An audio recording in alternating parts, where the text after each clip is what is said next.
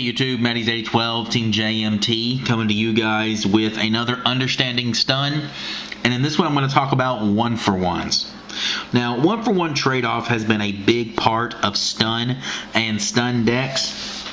And what one-for-one is when you use one of your cards to get rid of one of your opponent's cards.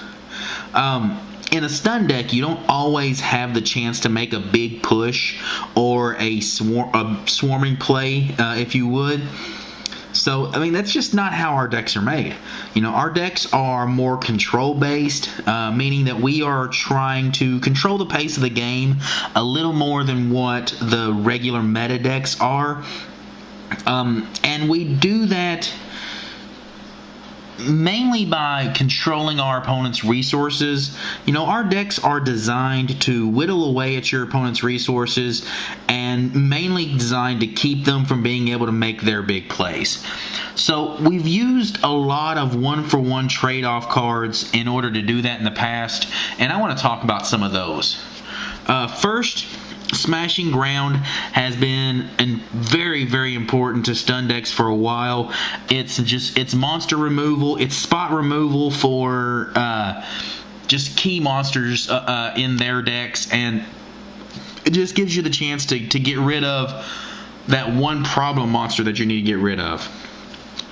Next, Bottomless Trap Hole, another really good card.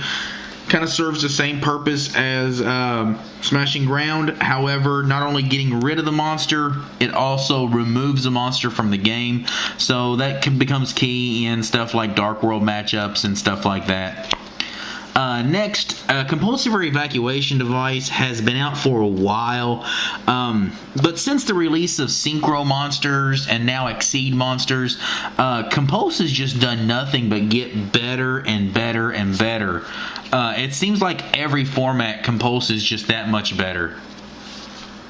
So there's some of the stuff that we've been using.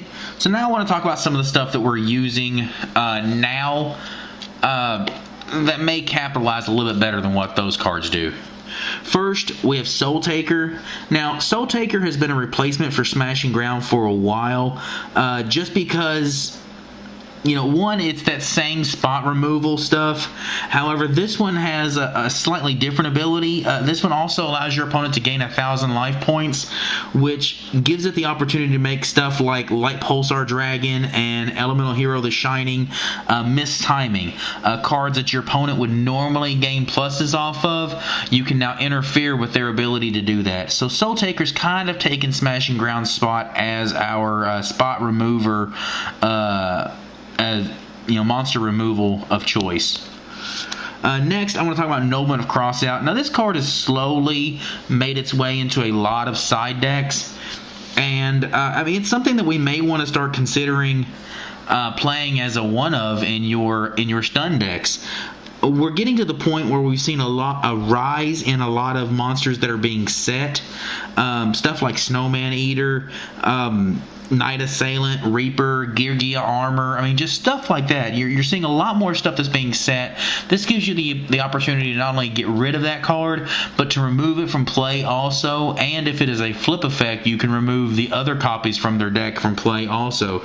So, I mean, it's really good. You really need to consider this as a one-of in your stun decks if you're building one.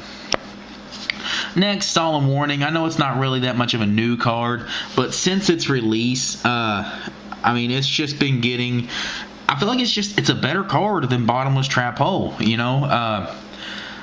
As far as the trap lineup is concerned, if you're needing the monster removal, Solemn Warning is the way to go, and I mean, it's getting play in everything. So it's not really just a stun card; it's just a control card in general. So these are all one-for-one trade-off cards. So now you can whittle away at your opponent's resources with this one-for-one trade-off, but how do you really gain advantage? Well, you've got to be able to go plus on your opponent, and the only way you can take a big chunk out of their resources is by trying to gain a plus on some of their mistakes or on some of their bad plays. So now let's talk about some cards that will give you the chance to gain that plus. First, I have Torrential Tribute. This could very easily be Mirror Force also. both of those cards, Torrential Tribute and Mirror Force, have the ability to just punish bad players. These cards will be one for ones against most everybody else. As you get into the higher levels of the regional play, and as you get to some of the top tables at the YCS or something, those players are not going to commit major monsters to the field unless they either have already dealt with your back row or have the ability to deal with your back row as they're making their plays. However, you'll see there'll be some players that will just say, I have my combo pieces and I'm going to go for it regardless if my opponent has the back row or not. And those are the times to really capitalize with these kind of cards. Those are the times that you really have the opportunity to punish bad players. You hear that a lot right now, and that's where the game is at right now. That you need to be able to capitalize when your opponent makes mistakes. Next, Breaker. I couldn't really think of anything else that really fit this kind of category, but I really like cards like this because if you summon him out and they bottomless him or they solemn warning him, you've really not lost anything. It's a 1-for-1 at that point still. When he comes out, he gains his token. You can pop it and destroy your opponent's back row, and then you're still left with that 1600 body. Granted, the 1600 body is not that impressive, but 1600 out there is a lot better than having nothing out there. But again, with him having the ability to just get rid of back rows, if your opponent is setting on a warning and you bring out Breaker, they kind of don't have a choice but to play Solemn Warning on it. Because if they don't play Solemn Warning and pay 2,000 to stop him, then you're just going to pop the token, kill the Solemn Warning, and then attack for 1,600, and then they're still going to have to deal with the 1,600 body. So I feel like that just kind of puts your opponent in bad spots where they have to stop this monster, or you're going to get the free plus by being able to destroy their back row and continue to have your body on the field. So there's a chance for you to steal some pluses there. Another deck that has the opportunity, as far as stuns are concerned, to steal advantage is Gadgets. Now, these are great cards to get your pluses off because whenever you summon one, you're able to grab another and add it to your hand. However, if they choose to stop it with Effect Veiler or, say, Warning or something, I mean, that's fine. It still gets the chance to go 1-for-1 because if you summon your one monster and they use their Effect Veiler from their hand, your one card still costed them one card and you still have the body out there. In the same situation that I was talking about with Breaker, green gadget, red gadget, yellow gadget, they all still do the same thing for you if your opponent tries to use an Effect Veiler on it. Or if they were to warning it, again, your one card cost them their one card and it dealt 2,000 damage. If my gadgets can get out there and do 2,000 damage every time, I'm setting pretty. You know, I mean, I really feel like if you can put your opponent in a situation where they need to solemn warning a gadget, then your gadget has more than done its job. So I almost feel like you have to have a sense of arrogance about you when you play stun. You know, there needs to be this thought in the back of your head that says, to your opponent, I'm better than you, and I have the ability to wait until you make your mistake, and I will capitalize then. You know, I feel like you need to be able to know, I can allow you to make your synchro play.